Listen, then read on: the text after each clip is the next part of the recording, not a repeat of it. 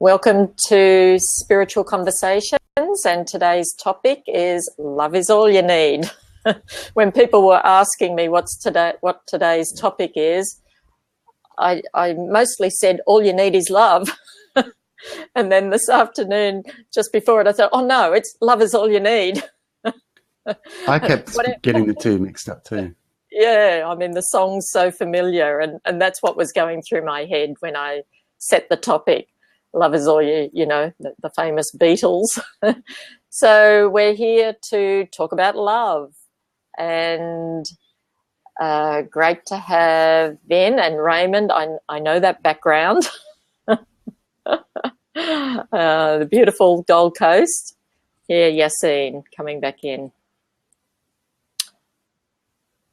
So, okay, welcome back, Yassine. It worked. Thank you. Yeah. So I'm I gonna disable the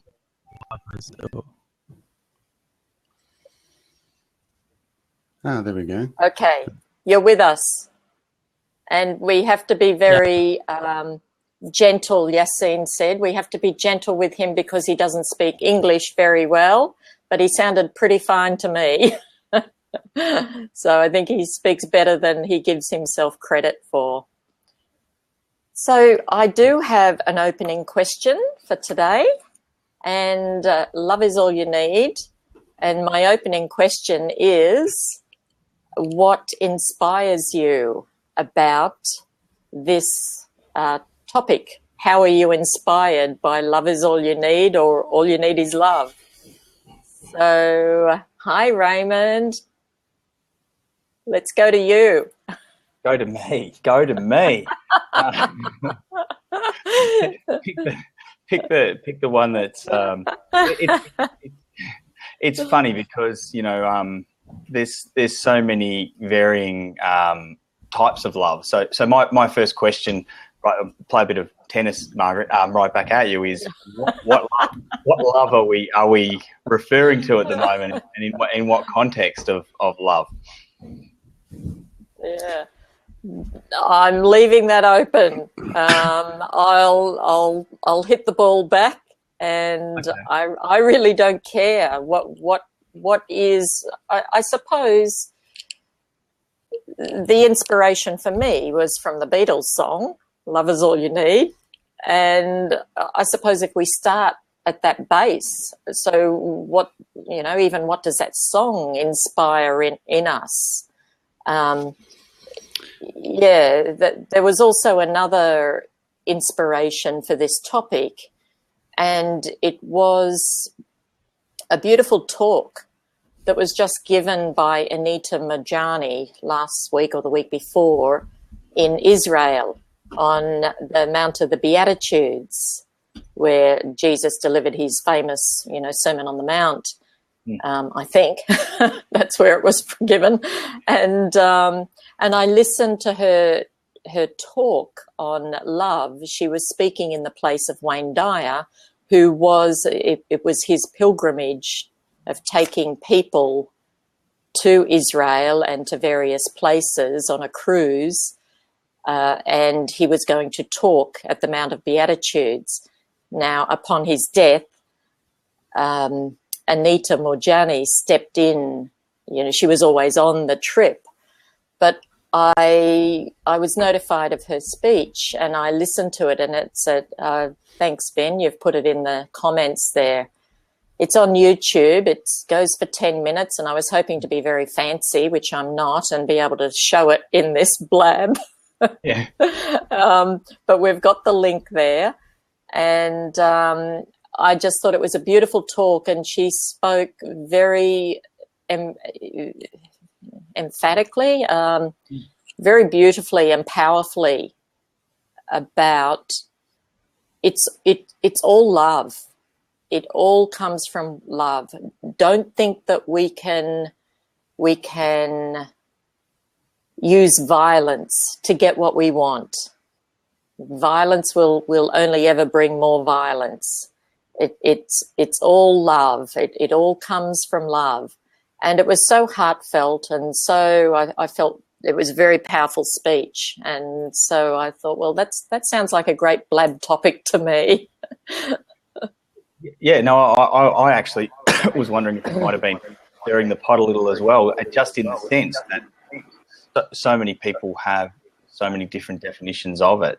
And, you know, I think what you're talking about is genuine connection, communion, even like that sense of overwhelm that some people get when they're in love, and it's just that it's a space of growth and absolute empowerment is what I'm imagining that you're speaking of, as opposed to, you know, the different you know, the love that you have for your cat or dog, or the love that you have for chocolate cake, or the love that you have for something else. In fact, there was a thing that we used to do, or actually was something that I used to use a lot with people, is sometimes in relationship they got to a certain point in their life where they were doing a thing that they were calling love, but it was more like an acronym for a lower oscillating vibrational equivalence.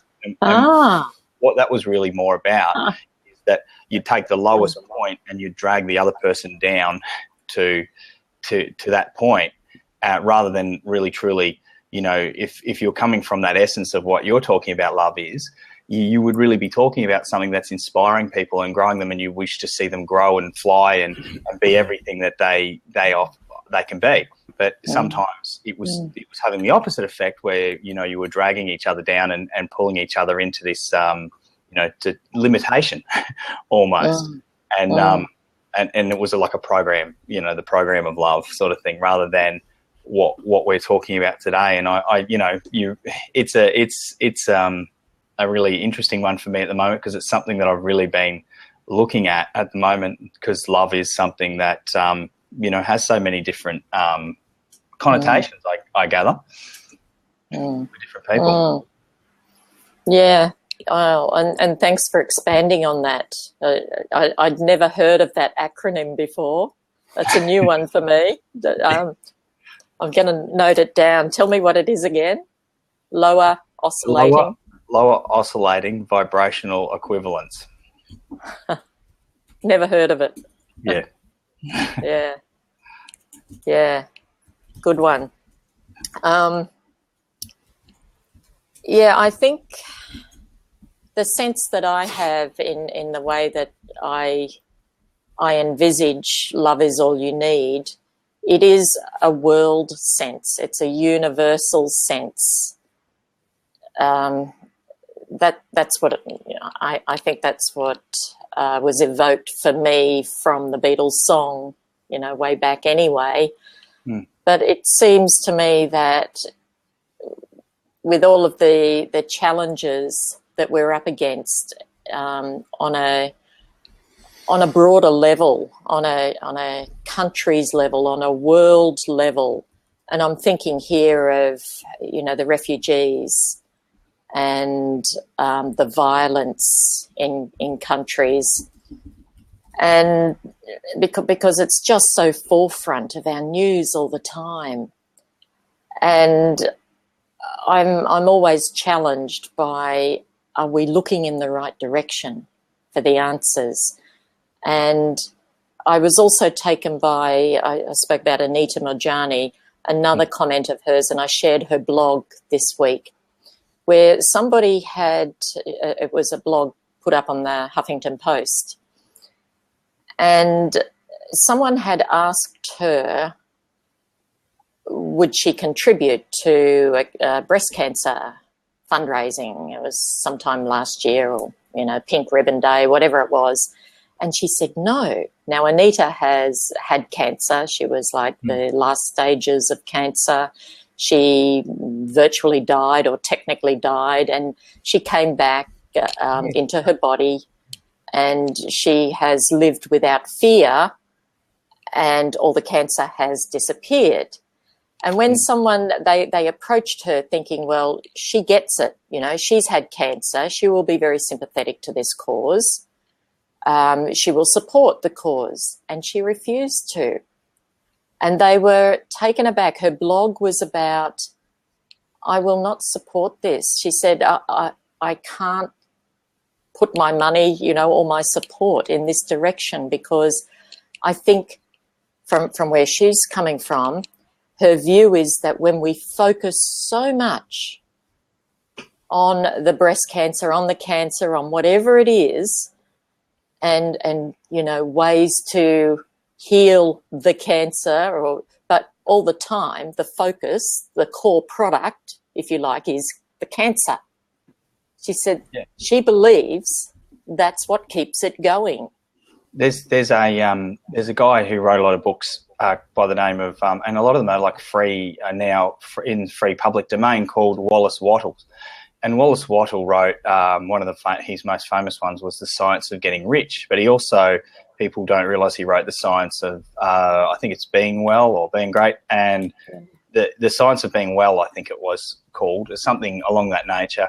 And the same premise is what he was going with, is saying that if you are focusing on anything other than perfect health, if you're focusing on cancer, if you're focusing on limitation, if you're focusing on less than, then you're in fact contributing to that. And I actually had a conversation with Vin just recently where I was saying that at the moment a lot of my focus is on the wonderful becoming in the world and the great and the greatness that's available, rather than the limitations. And I find that really interesting that you say that about Anita. And actually, I had a. It's funny how the universe kind of works, or little synchronicities come into play. I had a big conversation with my mother about Anita the other day. She was speaking about Anita and her connection to Dr. Wayne Dyer. So it was a little bit, it's just a little bit of a aha moment when you mentioned her today.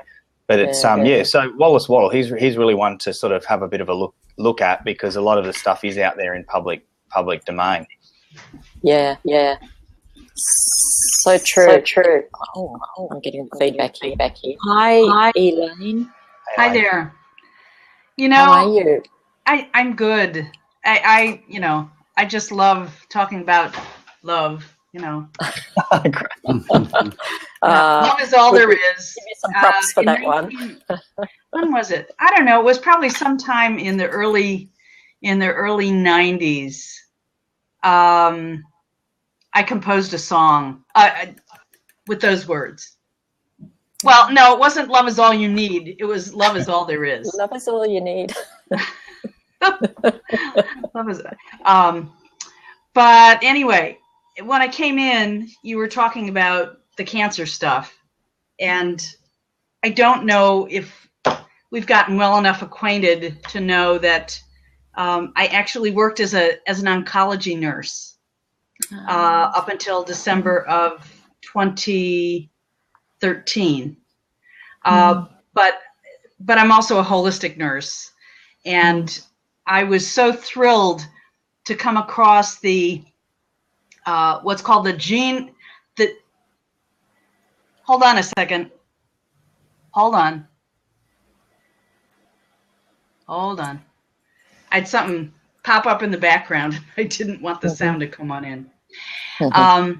Anyway, when I went into nursing after age 50, after I was involved in my own spiritual journey and had spent many years working as a teacher and practitioner of Reiki, and through circumstances that were very surprising to me, I was involved in the transition journey of my sister-in-law, who at age 42 was diagnosed with advanced stage lung cancer.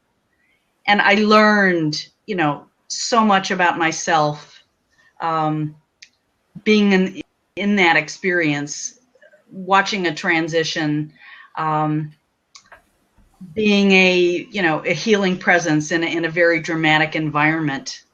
And I was very surprised to see that after that experience kind of came to a close, and I helped my brother with some of his recovery, grief, transition afterwards, I found myself nudged to kind of go in the opposite direction, to go into what we call conventional medicine, go back to school for a nursing degree. But along the way, I did actually find out that there are nursing practice models. One called the caring theory nursing practice model, which is, it's an awake model. It's an awake model of being a healing presence in the world. And so even though there was part of me that sometimes felt like, you know, I don't really believe in chemo. I don't really like it. I knew that I had the capability to kind of be a healing presence and meet the cancer patients and family members and really feel into how I could be supportive of them and really not in judgment in any way about what their belief system was, but to love them, you know, right where they were and meet them right where they were. And indeed, I did find people who weren't necessarily buying the descriptions of terminality that doctors or others would give them.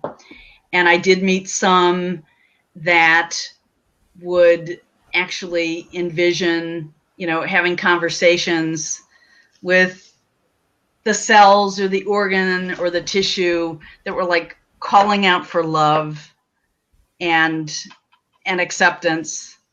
And indeed, there were some of them that fully integrated their own expanded thinking from wherever it came from, reading they had done or awarenesses that had unfolded for them on their spiritual journey.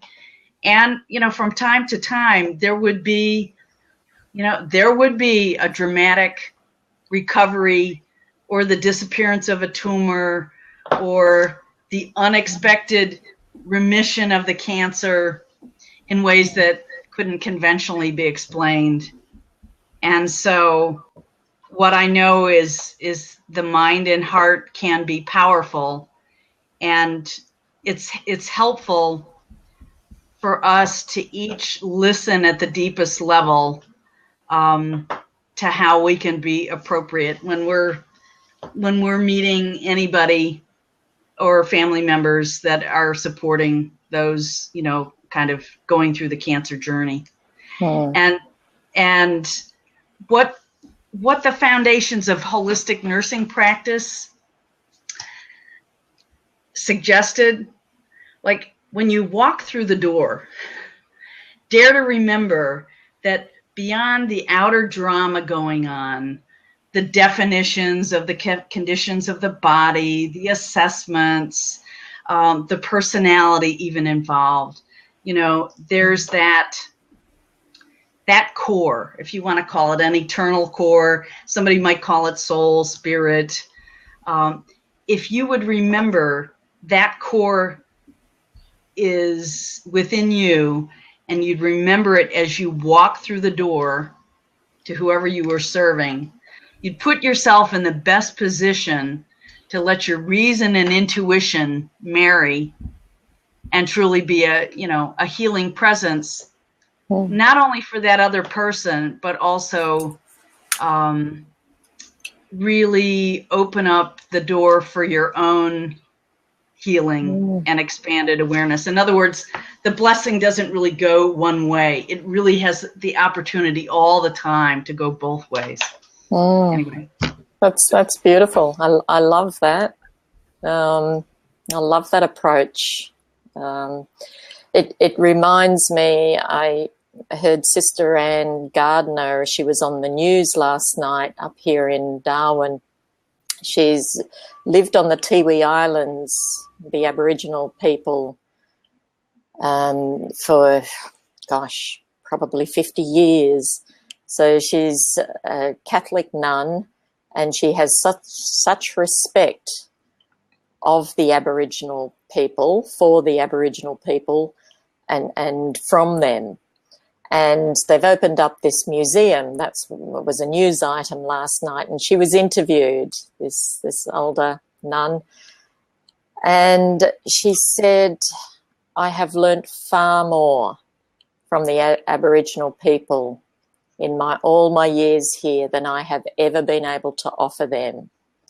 And it reminds me what you just said, Elaine. It just prompted that, because I thought, what a beautiful way to think of it, that it's both ways. It's not we're going to deliver the treatment or the healing or the service or the prayers, if it was Sister Anne, or the education. We're there in a process that's reciprocal, no matter what position. Yeah, as if to fix them, because every time we're with another and we feel like we have to fix them at a deeper level, it's like that's your projection. That's your projection saying, something's not up to par. Yeah. And the ego always wants to make comparisons and say, oh, you got to improve, you got to improve, you got to improve. And that's the nature of things that are apparently in the world of form. Yeah. And I love that you have been able to marry the medical line and the holistic line. I think that's kind of what I try to do as well. We don't want to throw science out or a medical model out, because it's done amazing work and amazing healing, with surgeries that are essential. However, it's not the whole story, and it's far from the whole story. And I think we have to, be very inclusive and really bring back from what you were saying, that holistic perspective as part of the core in our approaches. The loving and receiving at those times that is available when you have somebody or you have people that are willing to receive that is truly incredible. I know I spoke to you recently about I've been through that journey with my father as well, and we worked a lot of. It was interesting because I come from an energy working background, but he wasn't really interested in that side of things. So we went a lot of the natural healing sort of methods, but he was also very, very open to receiving the love that was around him, and also. Once he got through a lot of the pain, because the pain seemed to be the one thing that was blocking him from receiving at times, or to even putting back out. Once he got through a lot of the pain, he was very, very open to reciprocating that in all directions. And it was actually one of the most wonderful experiences and most wonderful times of my life. That if you explain that to people, it's very hard for them to sort of recognise. To see that, yes, it was hard going through the transition and the place and the different things, and there were some different points that changed a lot of. You were talking about, Elaine, before about things that had changed. I remember at one stage they said, "All right, look, he's going to be gone in hours or whatever. We're just going to run some tests on his organs."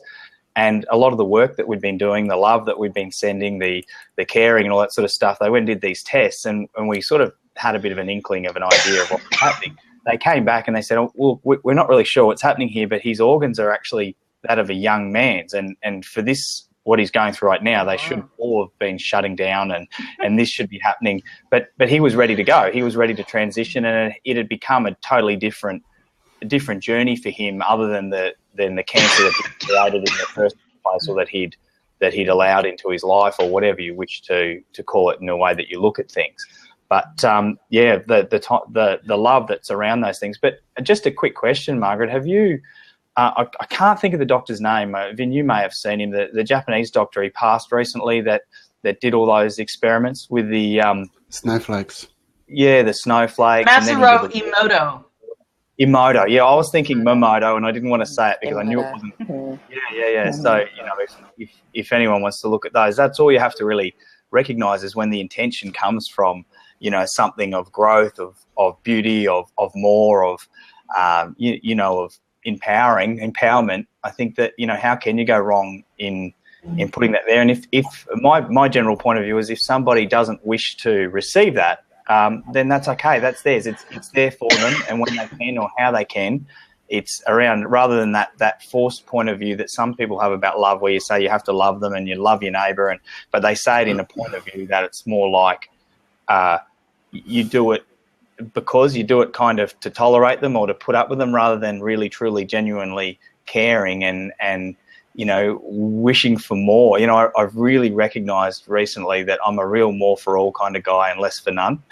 And if anyone else succeeds, grows, accepts beauty, loves beauty, I'm actually really like, more to you. How great is that,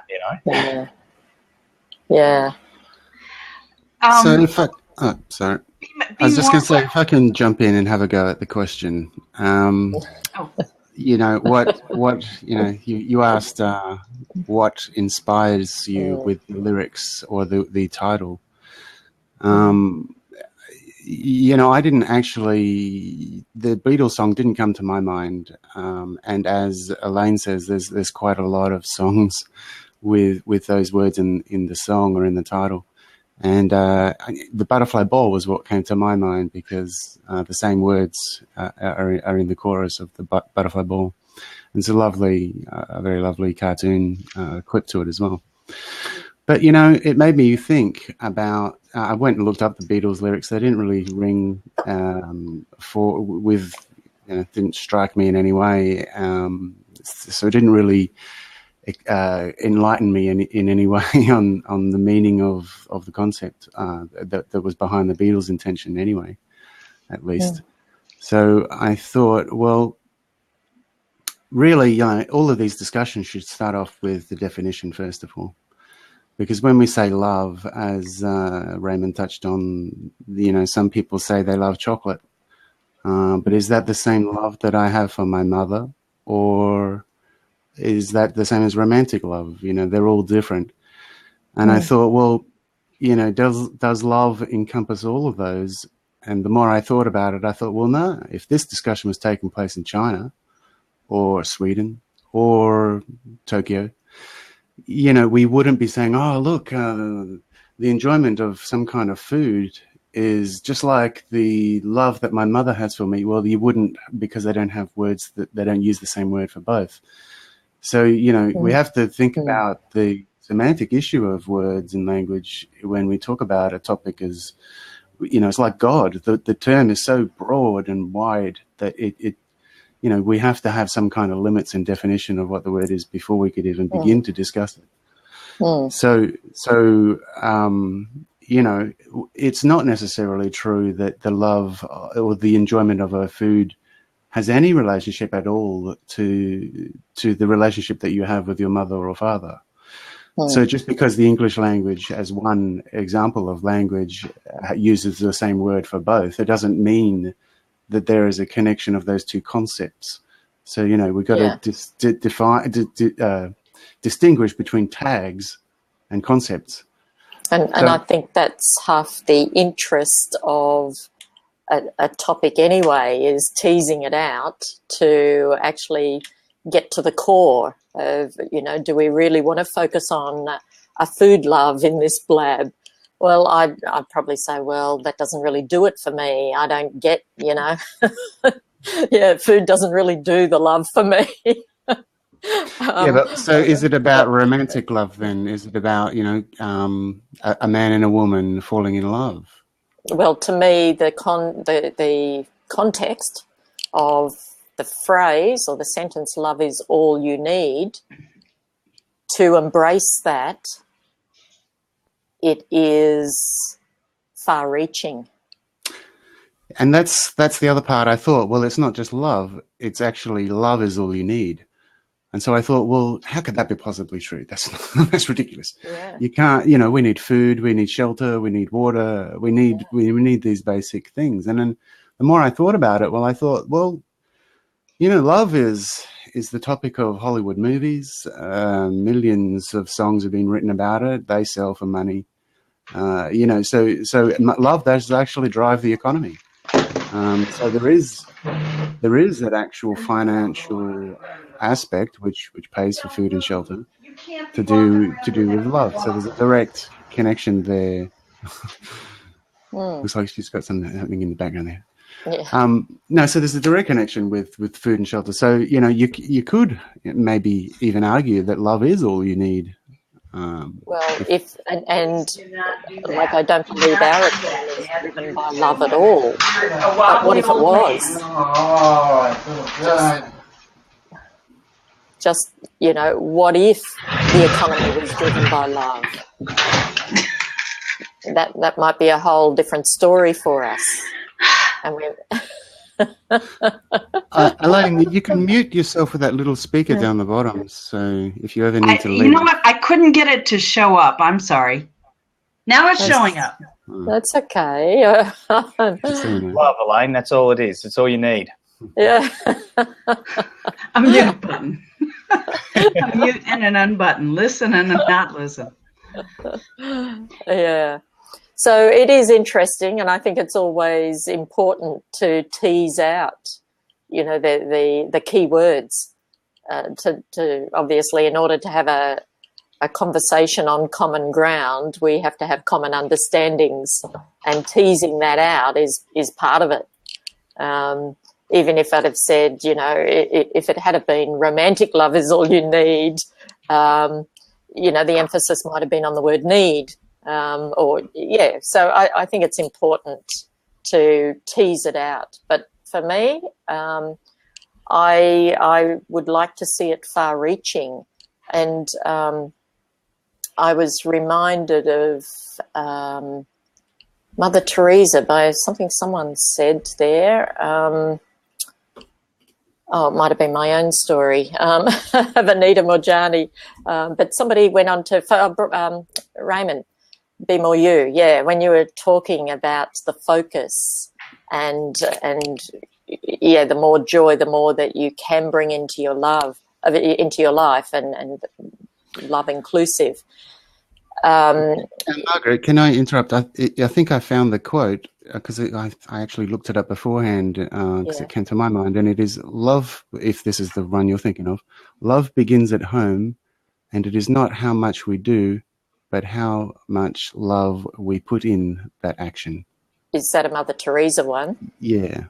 Yeah, no, that's not. Okay. I wasn't thinking of a quote of hers necessarily, but she and it was bringing together Anita's speech about the focus, and then Raymond's talking about the focus. If we can focus on the more and the goodness. A lot of it, Margaret, comes back to gratitude in a really connected sort of way, because if you want to invert the whole topic around a little bit, that if you can have that gratitude and that love in your life, for your life in general, what you're doing, it carries through, and it can carry through to the food that we're receiving, because the farmer is really enjoying what he's doing, and he has that deep-seated gratitude, and someone else has the enjoyment of like going to the movies for even for whatever it is. But once we have that connected gratitude, I think it just filters through the rest of our life and towards other people, and can only become more. That energy can only grow and become something else or something greater. That's just an easy way to look at it. Yeah, and I think most central to gratitude is love. You're not very grateful for things that you don't love, and you are grateful for things that you do love. So I think, they are married, I think. And the more we can express gratitude, the more we grow the love as well. One goes with the other. Well, what if we're the one that split it though, Margaret? What if it actually is the same thing?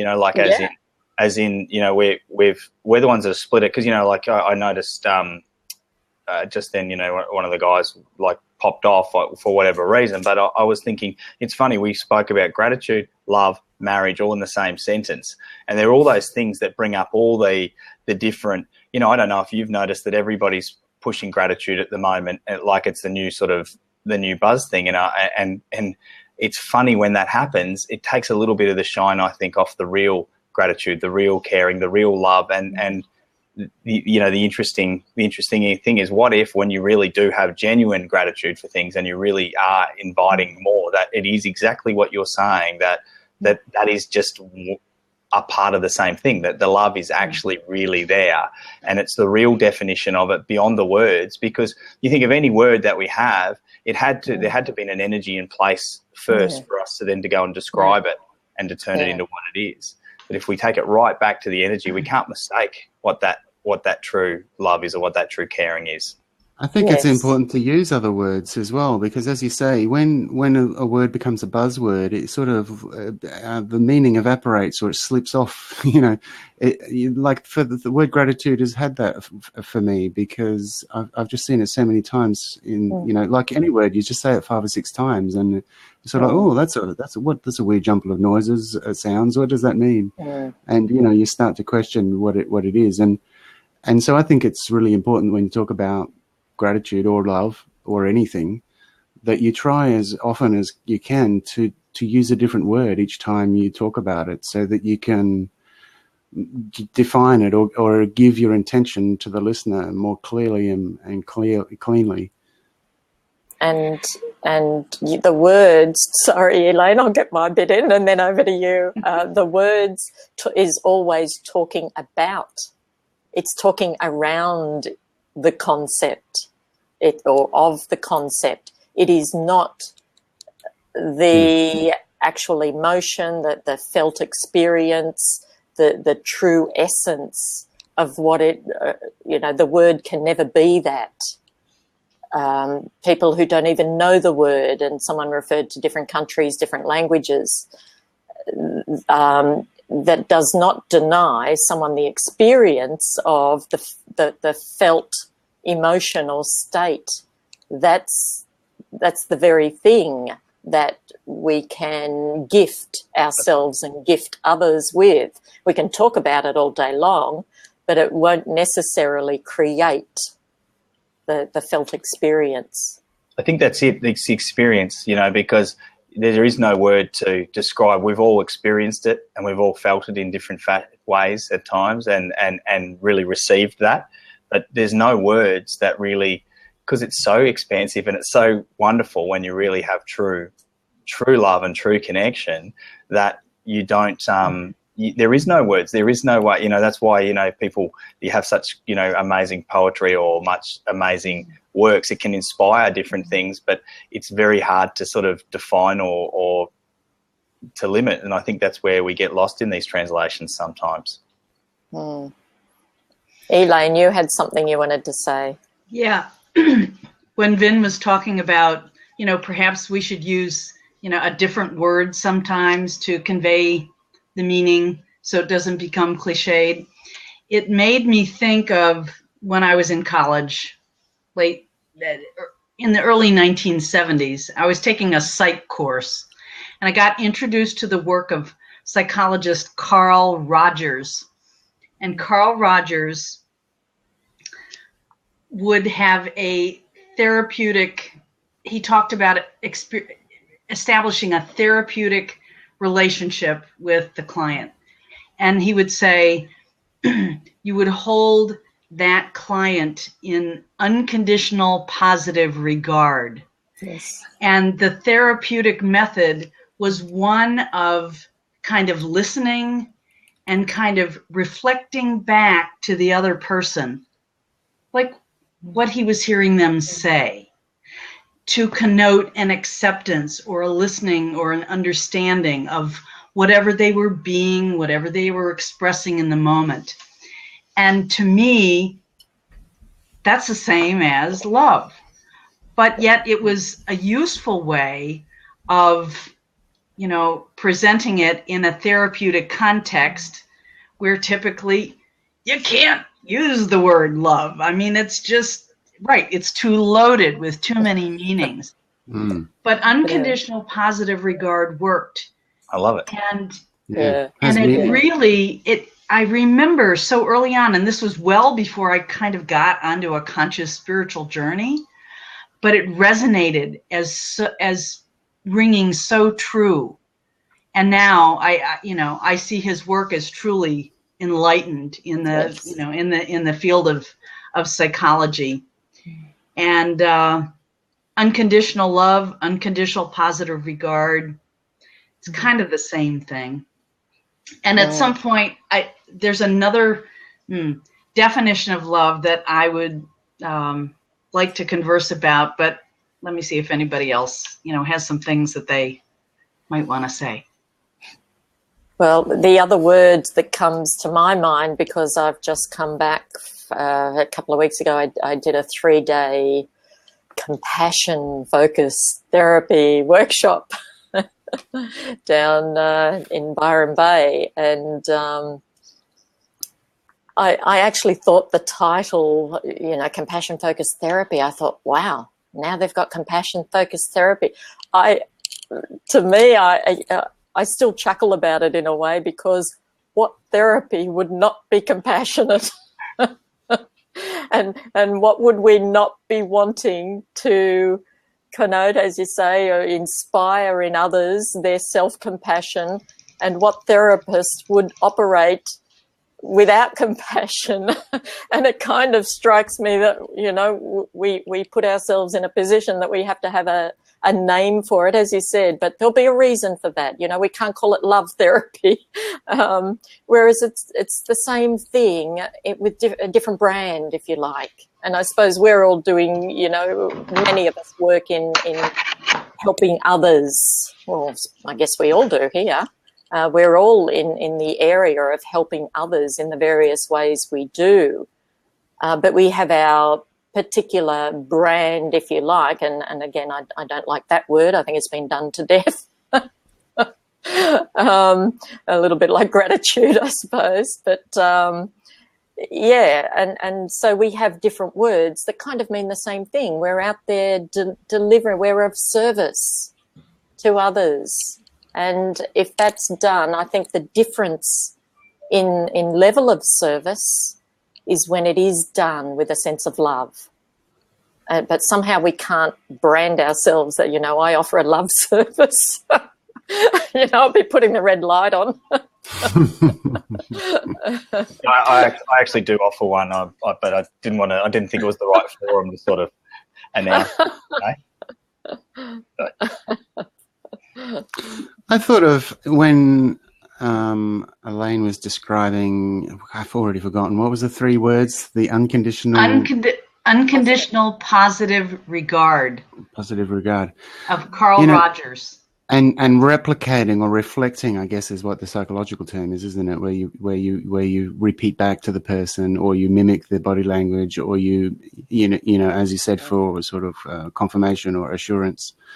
It made me think about harmony and the yin yang symbol, and how love, it sort of relies on a component of yourself within the other person, or recognition of yourself within the other person, or them within you. Like the yin yang symbol has a little bit of the black in the white, and a little bit of the white in the black, and they sort of merge together as you go around.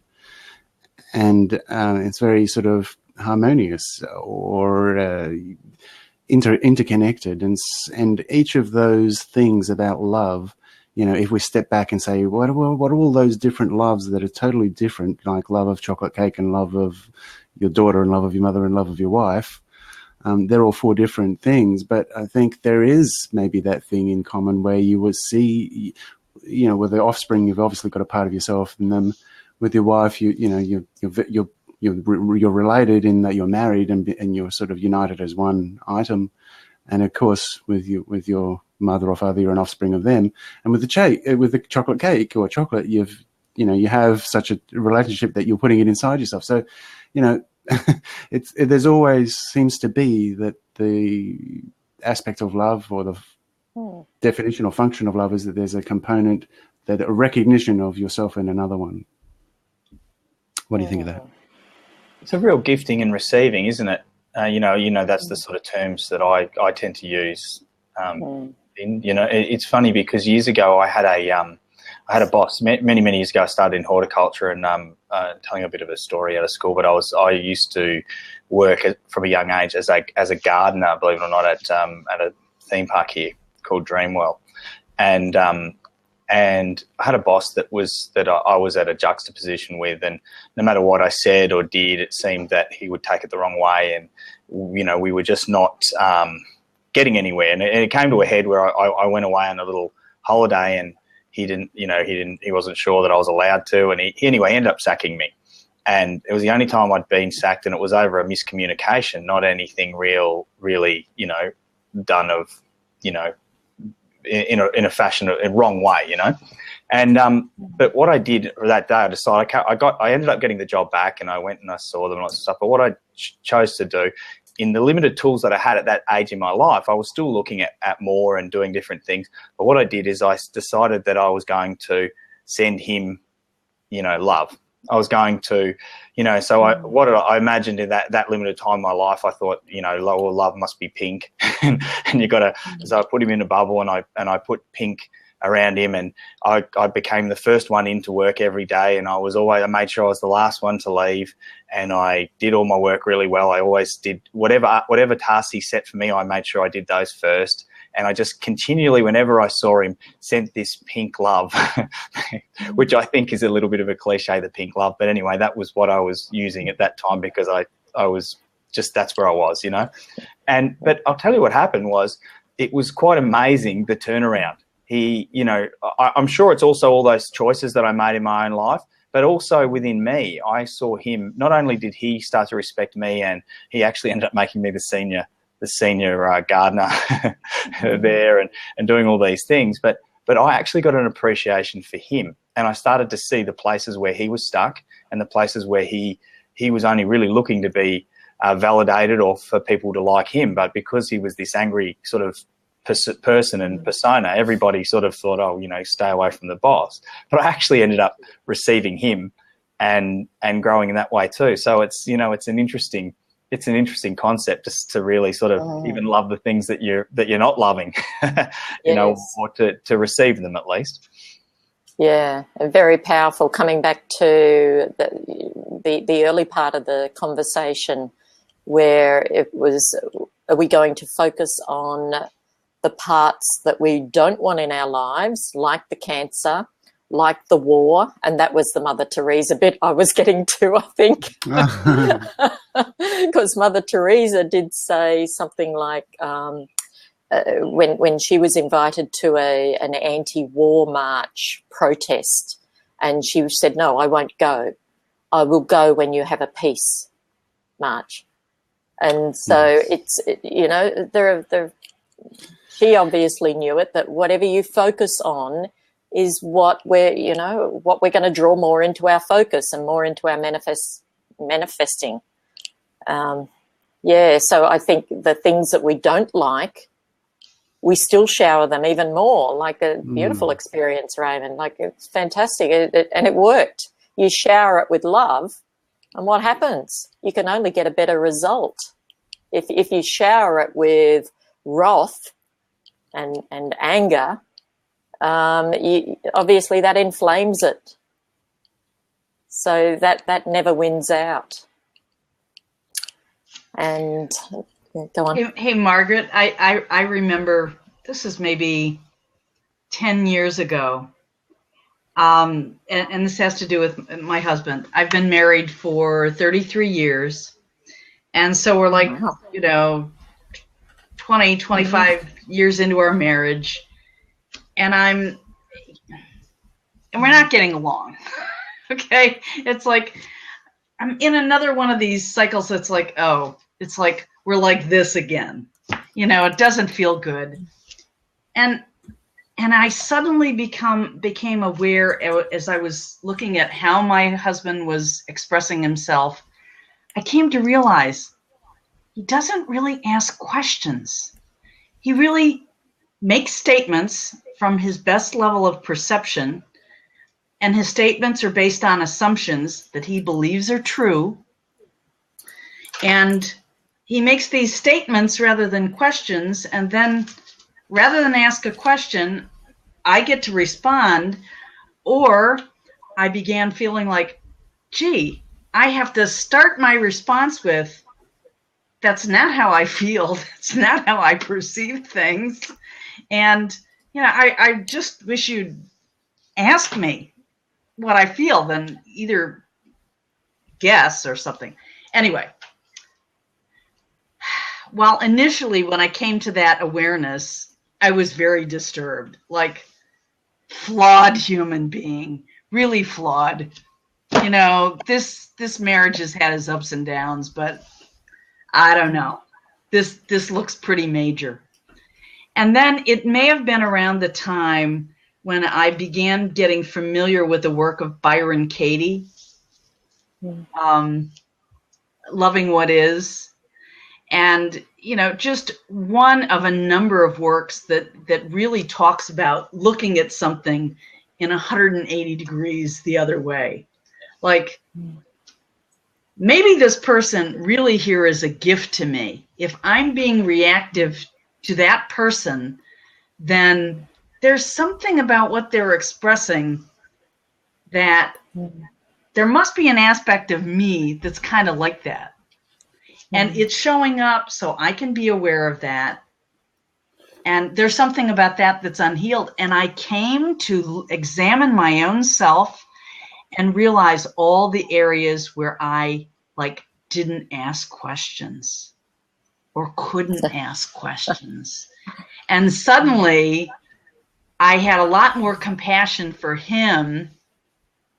And I started communicating with him and actually started conversations like, you know, isn't it interesting? How I notice you don't ask questions. I would love it if you could ask questions. I don't know if it's possible, but I'm starting to look at how I don't ask questions, and maybe we could work on that a little bit. Well, he never really has. So I then came to ask myself, could I be willing to look at him in the way that one of my wise teachers suggests? Now, I have been a long-term student of A Course in Miracles, which, for those of you who have some familiarity with it, the voice of the Course in Miracles really reveals that it's Jesus.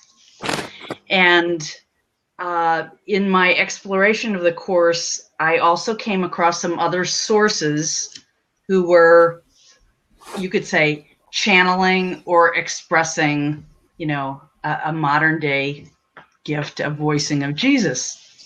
And in one of these other expressions, there was a definition by Jesus, and for another story that I will spare you, I just call him Raj. But Raj's definition of love was, love is letting in that which is real in each and everything. So given that my understanding of the Course in Miracles, it's like in our human experience and sense of self-identity, which is primarily like this body that we're trying to mostly defend and protect. You know, our true self is really an eternal spirit consciousness stuff, which is connected to everybody and everything else. So, but while we're recognizing that our usual way of operating as human, you know, sees things through the ego frame of reference, so its definitions of things are partial. So when we're willing to look at something else through the eyes of love, we want to say, oh, well, let me just drop that definition that I think I have, which is partial, and let me feel into the more, you know, of the divine presence that's there. So for me to want to be in a holy relationship or a loving relationship is to get curious. You know, what's the presence of the holy there, the divine there, the complete, the helpful, that my usual self might be reactive to, but when I get playful and curious, I might be able to experience a sense of connection and relating in a different way. That was kind of long-winded, but wow. Hey, I hope it was helpful. I did. It was. I took from it that, well, you were sort of reflecting what I was saying in a little way by saying that you recognized in your husband, ultimately at the end, when you needed to sort of focus and get over this, you realized that you recognized that it was yourself that you were criticizing. And when you point the finger at someone, there's always three pointing back at you. So it's true. So when you're saying, so it's very true and very often the case that when you're criticizing someone, you say, when you do this and you do that, you are actually really recognizing an aspect of them, of yourself in them that you don't like. And by pointing at them and saying, please correct this, you're wanting to externalize and try and correct this problem within yourself. And so it's not the other person's problem, it's your problem. And so that, again, because you love them, there's this symbiotic or this piece, yin-yang type of, there's a fleck of you inside there, or there's a fleck of him inside you. While we're spreading the love, though, Elaine, I would like to also send a bit of gratitude your way, because I really, really enjoyed listening to you. And I think that you asking, doing those things you're talking about, asking questions, inverting, the energy, turning things around, looking at yourself, all those things that you're talking about, like, wow, good for you. That was such an inspiring little story. Yes. I just think, and you know what? It was lovely. I really enjoyed it. And more power to you. I'm a big Elaine fan. And look, I'm still with this man. And if I look carefully, there are a lot of days, man, I'm forgetting to be curious, and I'm still having the reactive stuff. But yet, when I look at like my extended family, we don't have divorce in our family. I mean, I'm over here tonight at my parents' house. My father is 97. My mother is 96. Okay. We have longevity genes in the family. And so I'm over here a couple nights a week, with caregiving, and I was hollering at him because he's walking around without his walker. It's like, please use your walker. Whack. Anyway.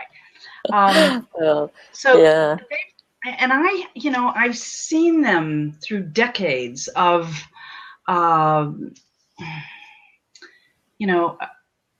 appreciating each other and having difficulty with each other and stressed out with each other.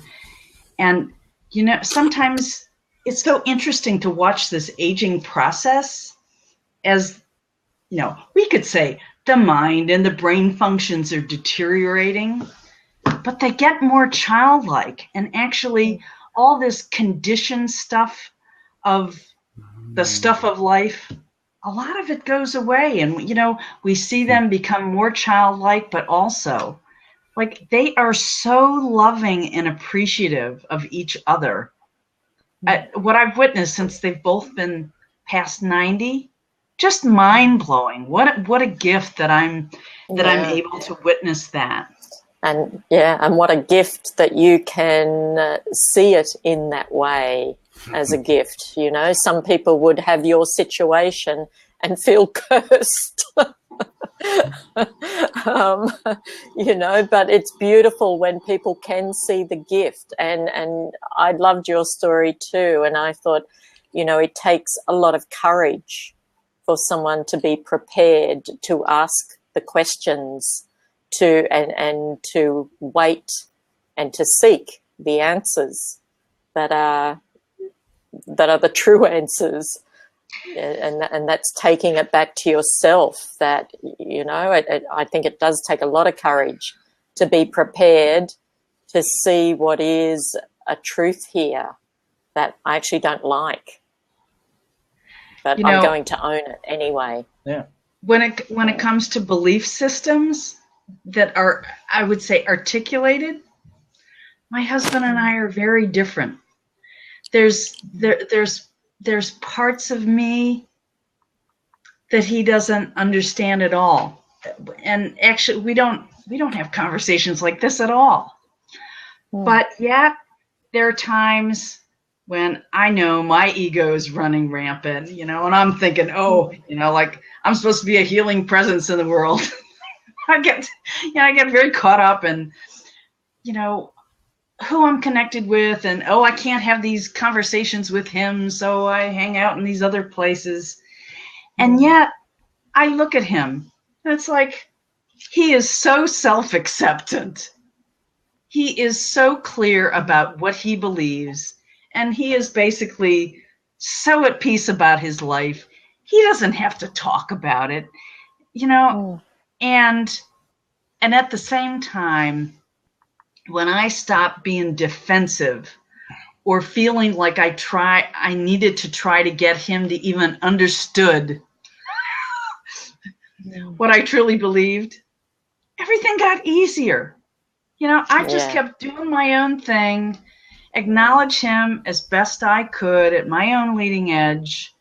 And, and I realized, like, that's a model for the one son that we have.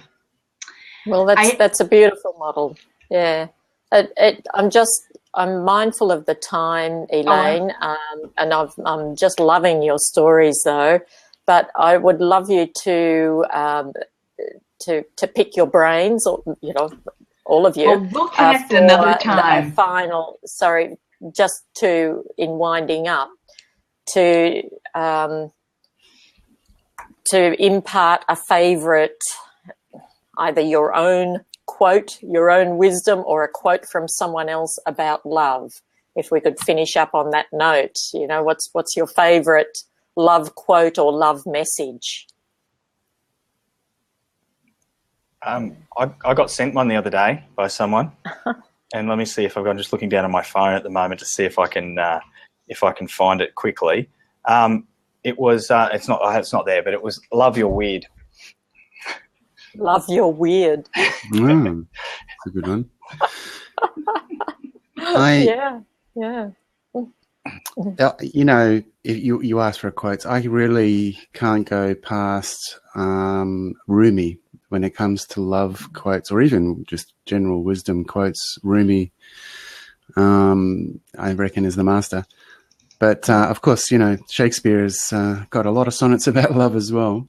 But if I could just quote this very short one from Rumi, because it's one of my favorites, because I suffer from insomnia as well.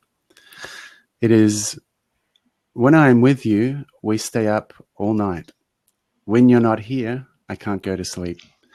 Praise God for these two insomnias and the difference between them."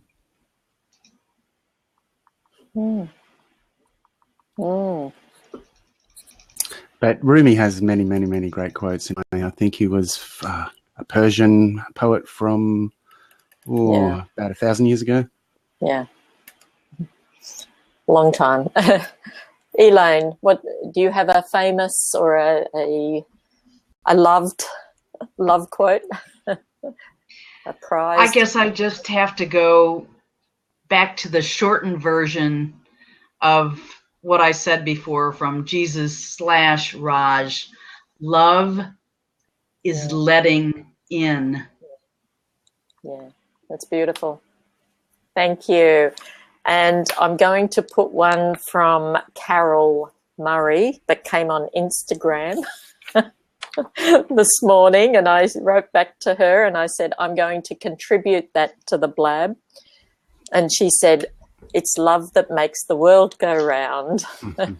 So that's from Carol, and you might some of you might remember Carol Bronwyn's grandmother, and she was on a blab. Is Instagram a famous Asian philosopher?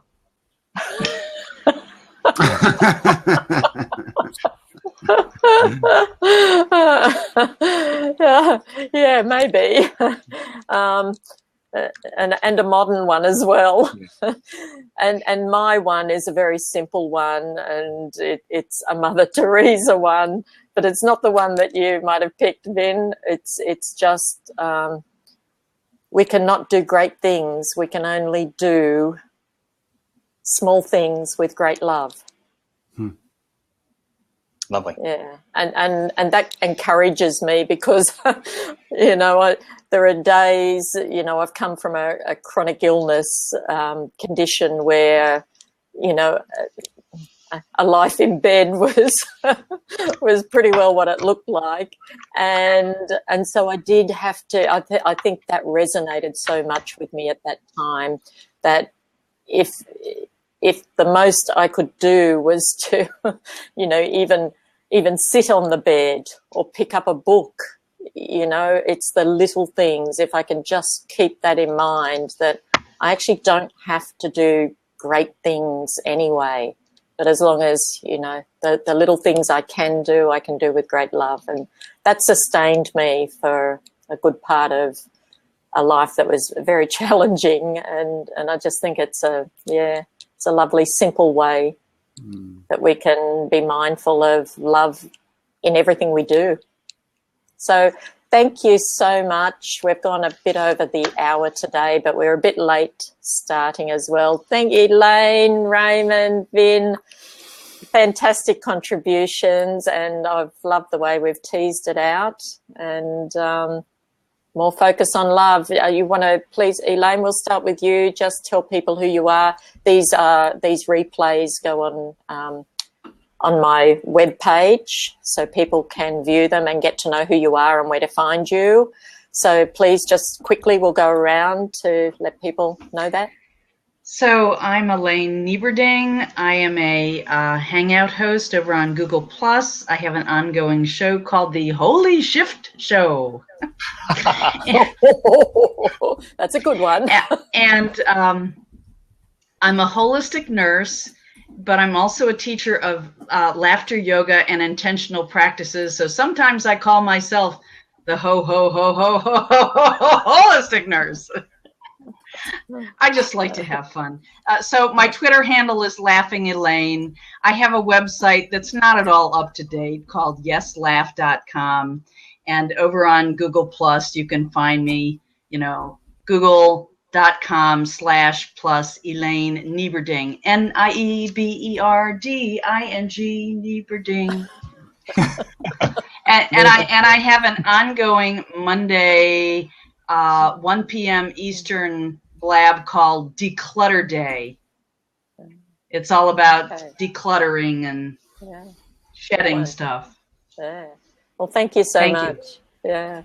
Raymond. Love it. I'm B. Moore, or Raymond, and I've got the More You magazine, which has been in a sort of a beta mode for a while. But to be honest with you, I'm sort of looking at some major changes now, and I'm looking also to start delivering a little bit more of my own work and different things out there, which I was always associated with another system for growth, and I assisted those guys to grow their organisation to quite a large standard, and travelled around the world and did a lot of stuff with that. So right now, the best way to connect with me is here on Blab right at this moment, or on Twitter. So that's probably your best bet, just to find me if you're looking to get in contact in some way.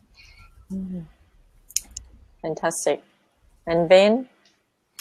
You can find me at vintuitive.com and Vintuitive on Twitter and everywhere else. Yeah. And you can see some links in the chat there for what people have been talking about so far. Links to Raymond's stuff, links to Elaine's stuff. And thanks, Ben. You're always on the ball there. And I'm Margaret Lambert, psychologist, author and speaker, and my webpage is margaretlambert.com. Lambert, a bit of a typo there. On that one. Sorry. That's okay. And I have these spiritual conversations going on each Friday at the same time, and I have set next week's topic as a deja vu. Have you had a deja vu experience? I think I've just called it "What is deja vu?" to keep it short. But yeah, I thought it'd be interesting to see what people think of deja vu. So that's going to be our talk next week. At this time, I also run Wellbeing Weekly on a Wednesday at the same time, 12 noon, Darwin time, Australia. And next Wednesday is on nutrition what foods do you eat, or what should we eat, whatever. Yeah, and a periscope on chronic fatigue, chronic pain on a Monday. But that's all available through my website, margaretlambert.com, all of the times and the shows. So thank you so much, Vin, Raymond and Elaine. It's been wonderful. And the people who have joined us along the way, thanks so much for joining in. We'll catch you next time.